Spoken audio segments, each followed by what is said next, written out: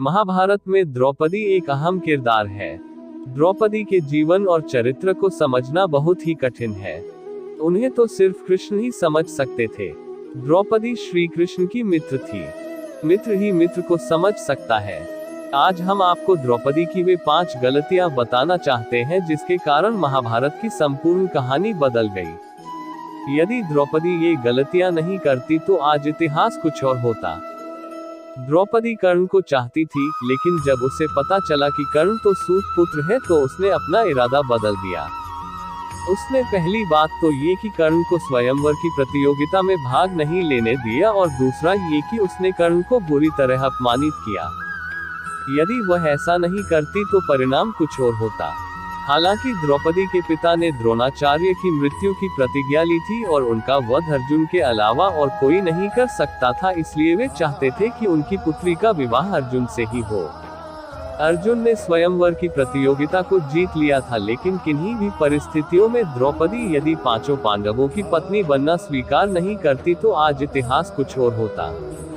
द्रौपदी कुंती के कहने या स्वयंवर के बाद युधिष्ठिर और वेद व्यास जी के कहने पर 5 से विवाह करना स्वीकार किया था। द्रौपदी ने ही इंद्रप्रस्थ में युधिष्ठिर के राज्याभिषेक के समय दुर्योधन को कहा था, अंधे का पुत्र भी अंधा। बस यही बात दुर्योधन के दिल में तीर की तरह धंस गई थी। यही कारण था कि द्यूतक्रीड़ा में उनसे शकुनी के साथ मिलकर पांडवों को द्रौपदी को दांव पर लगाने के लिए राजी कर लिया था।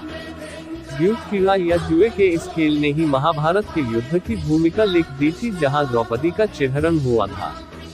अपनी चिरहरण के बाद द्रौपदी ने पांडवों से कहा कि यदि तुम दुर्योधन और उनके भाइयों से मेरे अपमान का बदला नहीं लेते हो तो धिक्कार है तुम्हें। द्रौपदी ने पांडवों से कहा कि मेरे केश अब तब तक खुले रहेंगे जब तक कि दुर्योधन के खून से इन्हें धो नहीं लेती। उस समय द्रौपदी ने ऋतु स्नान नहीं था।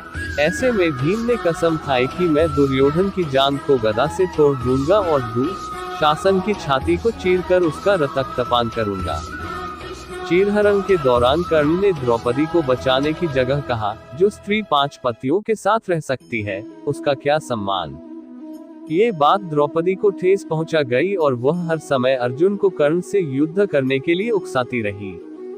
जुए में अपना सब कुछ गंवा देने के बाद जब पांडव वनवास की सजा काट रहे थे, तब दुर्योधन के जीजा जयद्रथ की बुरी नजर द्रौपदी पर पड़ी। उसने द्रौपदी के साथ जबरदस्ती की और उसे रथ पर ले जाने का दुस्साहस भी किया, लेकिन एन वक्त पर पांडव आ गए और उसे बचा लिया। पांडव वहीं पर जयद्रथ का वध करना चाहते थे, लेकिन द्रौपदी ने पांडवों को ऐसा करने से तो रोक दिया, जो कि उसकी बड़ी गलती थी। द्रौपदी ने जयद्रथ के सिर के बाल मुंडवाकर 5 चोटियां रखने की सजा दी और सभी जनता के सामने उसका घोर अपमान करवाया। जयद्रथ किसी को अपना चेहरा दिखाने के लायक नहीं रहा और हर पल अपमान को सहता रहा। इस अपमान का बदला जयद्रथ ने चक्रव्यूह में फंसे अर्जुन के पुत्र अभिमन्यु को मौत के घाट उतार कर लिया। तो ये थे द्रौपदी की महाभारत को रचने में खास भूमिका।